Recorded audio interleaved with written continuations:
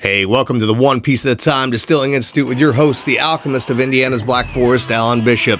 Hey, this channel is all about home distilling and legal distilling. If you've got questions, reach out to us in the comments below, social media, or via bishopshomegrown@gmail.com. And don't forget to check out thealchemistcabinet.com. Hey guys, back here again with One Piece at a Time in the tiny bedroom studio. Another talking head video. I know, right? But, it seems like the talking head videos do as well as what the actual production videos do. And I enjoy doing these. I like talking, so I'm going to stick to them. As always, check it out. Thealchemistcabinet.com. Go to the warehouse and purchase our wares. That all goes back to support this channel. And if you have any questions about the art of distillation whatsoever, reach out to me in the comments below on YouTube and or at bishopshomegrown@gmail.com or via social media. If I miss your message, I'm sorry. That does happen sometimes. Honestly, the best way is bishopshomegrown@gmail.com if at all possible, because I can just go into my email, click, print all, and then I've got that stuff there as a stack of papers and the talking head videos. So there's a new podcast out there, by the way, the One Piece at a Time, Sacred and Profane. If you guys are not familiar with it, go check it out. If you like this channel, you like that. There are 2 episodes up for free right now talking about the history and process of natural fermentation and natural distillation as it was performed here in Hoosier-occupied northern Kentucky, or southern Indiana, if you prefer to call it that, in the early 1800s. We will have some of those, or that episode, I'll get this out shortly, I swear I will. That podcast will eventually be a pay-for-play podcast. It'll be a subscription thing through Spotify, but I think it's something you guys will enjoy. It's a way I can make a little bit of extra money to help support me and my family and the various projects and the various things that we're passionate about and what we're into. But for those of you who don't decide to buy into it, that's okay, because in time, as those episodes get older and the seasons go on, we will release those earlier episodes for free as well. So, we're relying on you to help support us with what we're doing here for sure. As always, check out Ozark Stillworks and 13 Stills, good friends of mine and making great stuff, man. I hope y'all enjoyed that submarine still video that we did with Wayne, as well as the inline thumper video. And we got more cool stuff coming, including a bypassable inline gin basket. I can't tell you about all the top secret stuff we got, but on with the question, because I have a question here that I want to make sure that I address appropriately in an appropriate amount of time. So, question today from Keith Henley. Hey, Alan, how are you? I have a question about different stills. I had an 8-gallon still and mashed 50-gallon barrels of bourbons. Each time I would run, I would get around 3/4 of a gallon of spirit. Then proof down, I would get around a gallon. With the whole barrel, I would have enough to fill a 5-gallon wooden barrel. Sounds like your yields are pretty decent there. I have since upgraded to a 26-gallon flute still, 4-inch column, 6 plates. I have ran it several different configurations and have settled on 2 plates and copper mesh in the rest of the column for my bourbons. I got the 26-gallon so I could run the mash barrel on 2 runs instead of 5. My problem is my tails show up early, I think, no matter what I do. The spirit is great that I just don't understand why I get so much tails. I don't run reflux in that configuration. I run it like a pot still, the plates and coppers just for contact with vapor. I wind up with gallons of tails at the end of every run. Not that big of a deal. I have been running all feints runs that are equally good, but no matter what, last runs always leave me with gallons of tails. Sorry for the long emails, and thanks for all you do. I would also love to mail you some of my spirits to try and get some feedback. Let me know, and I will make that happen. Thanks again, Keith. Keith, as always, please send spirit samples along. We would love to review those. Justin and I, and that helps develop our palates for sure.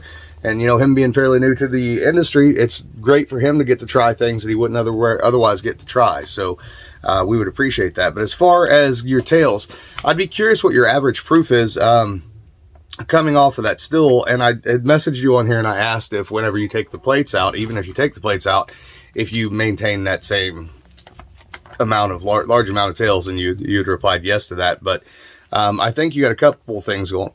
Excuse me, good Lord. A couple things going on here. I think those plates, are kind of restricting everything and holding everything back a little bit. Even if everything's just passing through it with no reflux, right?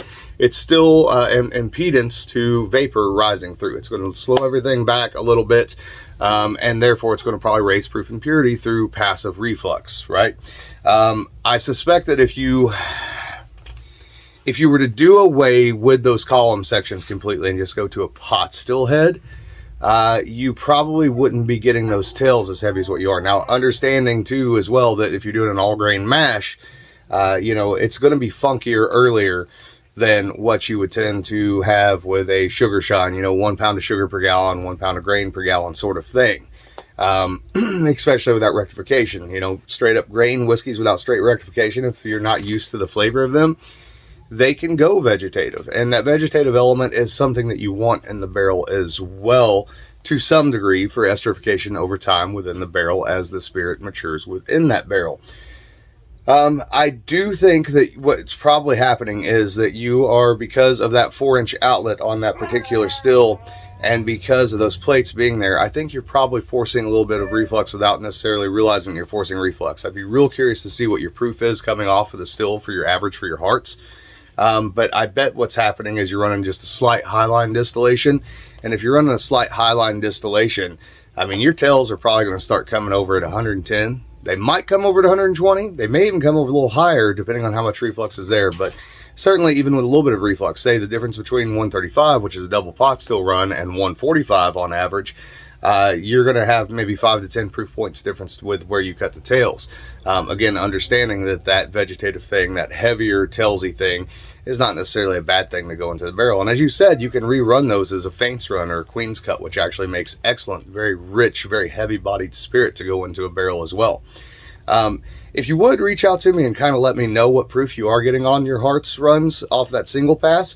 My best suggestion would be to take, if you want more volume with less proof, I would take, if that column is separatable, I would take everything but one section off. I'd take the plate out of it, and I'd get a copper pot still head and run off that copper pot still head, and I would do a double run instead of a single pass. Or potentially do a single pass with one plate and a pot still head and a little bit of reflux, and you'll probably see that you don't have as many tails and that you have a more refined product. I don't think there's anything wrong with the way that you're doing it, right? You've obviously made note of it. You've noticed it. You sort of see what's happening. You just don't necessarily know why it's happening. But, you know, hearing from me, hopefully as a professional distiller, why it might be happening and understanding your ways of working around it, you know, you may realize that that's exactly how you want to be making your stuff. And there's nothing wrong with that. There's a million roads to Rome, ladies and gentlemen. Every time I think I know something, or every time I think something's a good idea, I get smacked around a little bit and put in my place. And if I think something's a bad idea, you know, I recently had a distant cousin of mine that I got back in, well, I didn't get back in touch with. I met him for the first time, found out he was a distiller as well. You know, he's doing single pass fruit brandies. And when I say single pass, I mean no reflux, no plates, no nothing. Single pass, not even a thumper. Just like his father had done the same thing. And I wouldn't change a thing about his protocol. His spirits are good. They taste great. It works great for the style of spirit that he's making. You know, a sugar-based brandy. You know, 1 pound of sugar, 1 pound of fruit or more per gallon. And he cuts in a place that I would not expect on a single pass. I mean, he's right coming off the still at 110 and he's cutting the tails down at 80, right? I mean, it's hard to separate these zero types of alcohol with a single pass pot still run like that. But I'll be damned if he doesn't have a great flavor in his product. And I drank a good little bit of it and didn't have a bad headache the next morning. So, you know, sometimes you think you know things and you don't necessarily know things. And somebody comes along and says, you know, hey, I did a thing. I want you to try it. You tell me what you think. And then they tell you how they did it. And you go, son of a bitch. That works. So anyways, guys, reach out to me. I love y'all. Have a great day.